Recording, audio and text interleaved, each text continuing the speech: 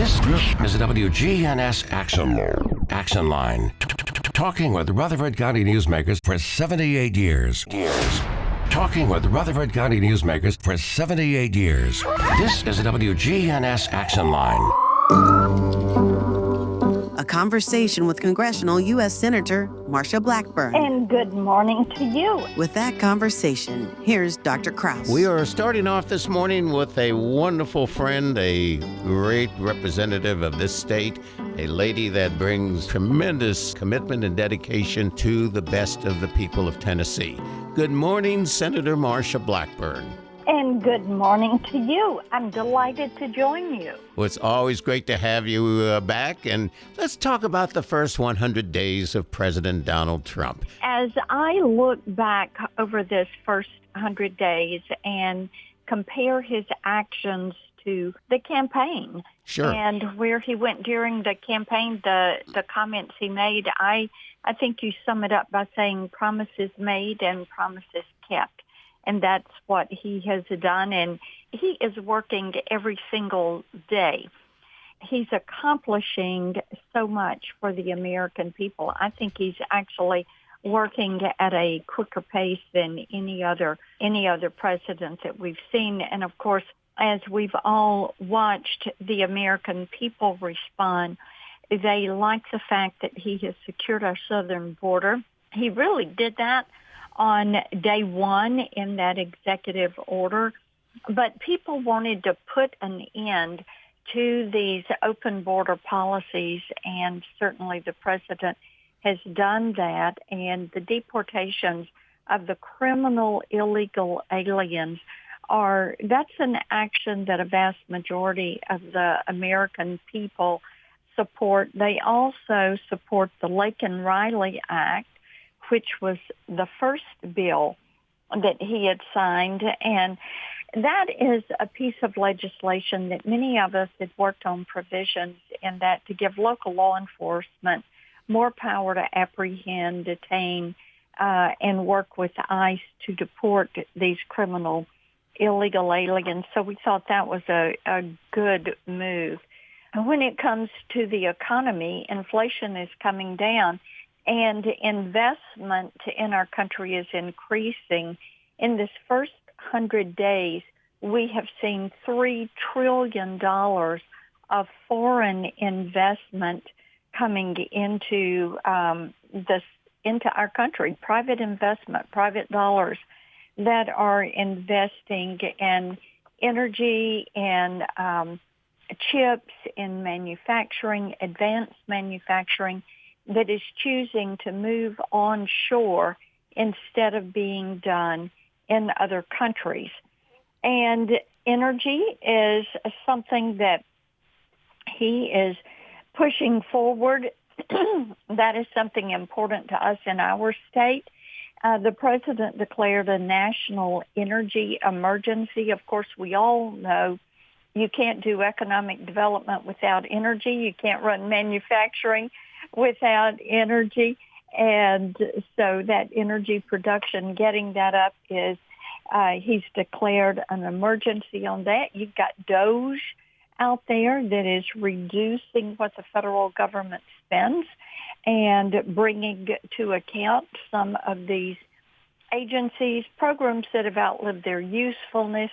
And indeed, they've already made $160 billion in spending restrictions. Something that I have worked on quite a bit is protecting women and girls in women's sports. And the president did an executive order. I was actually at the White House in February when he did this, and he banned men from women's sports. Those are all actions that he's taken and accomplishments that he has had during this first 100 days. You know what my concern is, though, and being a political scientist all my life and a political junkie as I've always been, and I've looked back in history, I don't believe there's any president, including Franklin D. Roosevelt, that had more things going on in the first 100 days. I begin to wonder whether the American people can accept so much change in such a short period of time. It's almost like every day something new. It's unbelievable. So can the public accept and respond to so much change in such a small period of time? Yeah, Bill, that is one thing I thought, is his pace going to outpace the American people? But I will run into people when I'm out and about, and they'll say, look, we're not tired of winning. Okay, or good. They'll say, when are you all going to do this? Or when are you taking up that? And when are we going to have the tax cuts permanent? We Sure. thought we could get that done quicker. So I think that the American people on November 5th voted for change, and they want to see that change, and they're looking forward to it. They're watching it. I have found it truly fascinating that as the president is working at such a fast clip, they are absorbing it at a fast clip, Great. and they're looking at us and saying, well, why can't you all move forward with this or that, working through the legislative process.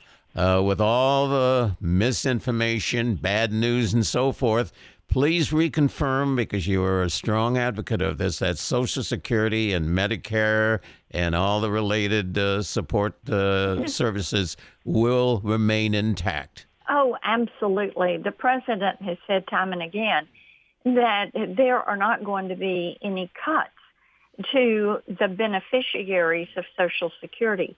What he is doing, DOGE is doing, and Congress is doing, is trying to root out the waste, fraud, and abuse. Things like, we know there are 1.3 million illegal aliens in the country that somehow got a Social Security number and got on Medicare. Wow. When they are fraudulently on that program, what they are doing is taking benefits that should be going to enrollees. And we know that the Social Security Trust Fund Board has said that they would run through their reserves by the time we get to 2032, 33, right along in there. So rooting out the waste, fraud, and abuse actually extends the Social Security Fund. Absolutely. Also, you've got people that are, pardon me, reportedly 125 years old. I hope you're not referring to me. 150, 160, 200 years old that are on the Social Security rolls. Now, Bill, if somebody is fraudulently receiving a check and cashing that check, they should be prosecuted. Those payments to the individual need to stop. That money needs to be recouped. There is no reason that these individuals should have access to those Social Security funds and those Medicare benefits. So cutting this out is an important thing to do. Also, utilizing technology and somewhat using AI to work through the process of delivering these benefits more seamlessly so that you're saving money on the administrative end, because those administrative costs are coming out of that fund. You've been a congresswoman here. How many years were you in Congress representing Murfreesboro and Rutherford County? For a long time. How many years was that? I was in the U.S. House for 16 years. Wow. 8 terms. Yeah. Yes, and thoroughly grateful for that opportunity to represent the people of the 7th Congressional District, and then, of course, serving in the Senate. This is my 7th year in the time Senate. flies. And yes, it does. And so honored to be there and to be able to work with Tennesseans every single day and help them with solving problems and their engagement with the federal government and resolving issues that they have, and doing my part to work with our governor and our state legislative delegations, our mayors, our county commissions and city councils, and make Tennessee the very best place to live, to work, to rear a family. Speaking of the governor and speaking of the legislature and speaking of Tennessee, might I ask, is that in your future? We are seriously considering it, and we know that power is coming back to the state on so many issues that are important to us: health care, education, energy, regulation, benefits. And it is a time where we're going to see state governments reset how they do business. And Tennessee has been a well-governed, well-led, well-managed state. And we have the opportunity to be our nation's conservative leader. We have the opportunity to chart the path on how you deliver health care into communities, and a lot of rural communities that have lost their hospitals, and how you increase those access points, how you make certain that your state and your local school boards have the power and the authority to set those agendas and those curriculums. And as we are number one in jobs recruitment in this state, we should be number one in education for our children. Energy, we've got TVA. TVA should be the leader in nuclear energy. And the president wants a nuclear renaissance and an energy dominance. TVA has the opportunity to deliver on that. We hold the license for the only SMR out at Clinch River. We should move forward with that permitting, that grant, that application, and get going on this. Senator Blackburn, it's always a wonderful personal and a professional pleasure to have you with us. And would you do me a huge favor? Next time you see President Trump, would you give him our best wishes from WGNS and Rutherford County? I would love to do that. It's always a pleasure to join you. Thank you so much. Thank you. Bye now.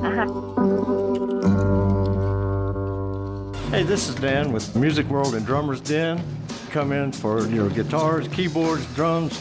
We have you covered. Lessons, we got that. Drums and every other instrument with strings or keys. Music World and Drummers Den. The one-stop shop where you have everything that you might need. Ukuleles, violins, things that they're not expecting to find just everywhere they go. Come see us at Music World and Drummers Den, 2762 South Church Street, right across from the golf course. Music World and Drummers Den. And I would highly recommend Adams Place. It's a place to enjoy life. It's comfortable. The settings are home-like and not sterile. Adams Place is a place they're looking out for you. You feel at home, and I'm very fortunate there's a lot of people here I already knew. To get back to the food, I want to say one thing. The chef does a fabulous job here. I'm Larry Castelli, and I would highly recommend Adams Place. No middlemen, no mystery, just fresh picked produce. Straight from the Tennessee dirt to your dinner table. Rutherford County Farmers Market, where our family feeds your family. Rutherford County Farmers Market. There's something fresh every week. Tuesdays and Fridays, 7 to 1 on John R. Rice Boulevard. In today's changing world, you need a financial planner that you're comfortable with. Rely on the bonds that you've built with trusted friends at Old National Bank on Dr. Martin Luther King Jr. Boulevard, here in the borough. And if you just moved here, visit us and enjoy warm, homemade cookies. Honey, the cookies are ready. Like Grandma used to make. Old National Bank. We're better together. 2230 Dr. MLK Jr. Boulevard. Old National Bank. Member FDIC. This is a WGNS Action Line. Talking with Rutherford County newsmakers for 78 years. Talking with Rutherford County newsmakers for 78 years. This is a WGNS Action Line. Now your host, Scott Walker. Construction of new schools and the additions the Rutherford County Schools. Here are highlights and a recap of school growth and new construction of schools. Where do we stand on current enrollment at some of the schools that are undergoing these additions, and then where will they be in the future as far as how many students can go there? With our newest school opening next year with Poplar Hill Elementary School, the last 3 years we have had so much growth, especially in our Stewart's Creek area. New families coming to Stewart's Creek Elementary, they have been going to different schools. We've provided transportation, but they've been attending Stewartsboro, and then that really became full capacity this current year. Those students who come in brand new to that area, they are now going to Browns Chapel Elementary. And so next year with the opening of Poplar Hill, you're going to see several schools that are going to be positively affected by that new opening. So there will be more seats available at Browns Chapel, Stewart's Creek Elementary, Stewartsboro, really that entire area. You know, when you open one school, it is a rippling effect from that school out to all the surrounding schools, including Blackman Elementary School. We all know that the Blackman area is such a dense populated area, and so really several schools within a 5-mile radius are going to all be affected by the opening of Poplar Elementary. And the new Poplar Middle School, is it going to be called Poplar Hill Middle School, or is there a different name there? It is going to be Poplar Hill Middle as well.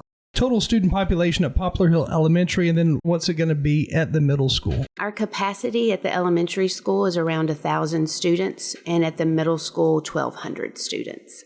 Now, James, looking back over the years, what was the student population at the average school in Rutherford County a number of years back, like let's say 10 years ago? So when I started, and that was back in 2004, don't add up my age for me, please, but it's getting up there. But we had a total enrollment in the district of about 28,000. Your older elementary schools, your more legacy schools, they used to hold 500 to 800 students, but it was around the early 2000s that we started building schools that the elementary and middles held about 1,000 students. That's what they were designed for. And then the high schools were 1,800 to 2,000. We've been having to push those numbers up some because we just try to maximize capacity because of the enrollment. So now we are still about 1,000 for elementary schools when we build them. Middle schools are about 1,200, and then high schools are, depending on the school, can be 2,300. Some of them are capacity of 2,500. So it is increasing. There's also some talk, though, about because of land scarcity that we're going to have to look at a different structure moving forward down the road a little bit about building smaller schools again that fit into smaller spaces to help balance those enrollments too. But that's still being reviewed at this point. If you were to move forward with building smaller schools at different locations, is that going to be a little tougher just because of the fact that you're going to have more locations for sites of schools as opposed to fewer? Well, yes, and there's some operational costs, of course, because you have staples within the school that every school has to have. Like you have to have, of course, a principal, an assistant principal, your office staff, those kinds of things. So that's some of the factors that are being considered. But like we talked about earlier, the availability of large pieces of land are becoming more scarce. So we've got to look at some different ways of maximizing these pockets in the county, especially as our county expands out further south, of how we're going to accommodate that growth.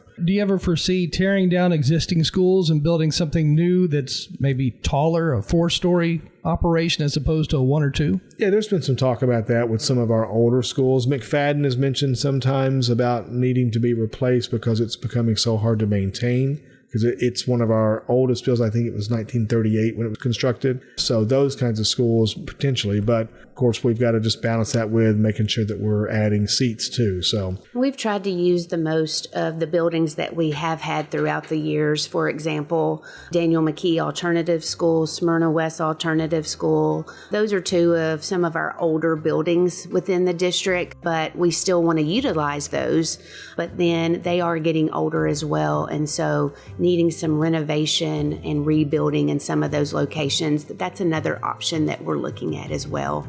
And then, as you know, with the newest additions at Smyrna High School, Oakland High School, Riverdale High School, and now Laverne High School, a couple years ago we did an addition at Siegel High. So we've had Rockville Middle has already had an addition. And so also trying to utilize the property and land that we already have and build onto those schools when we can as well.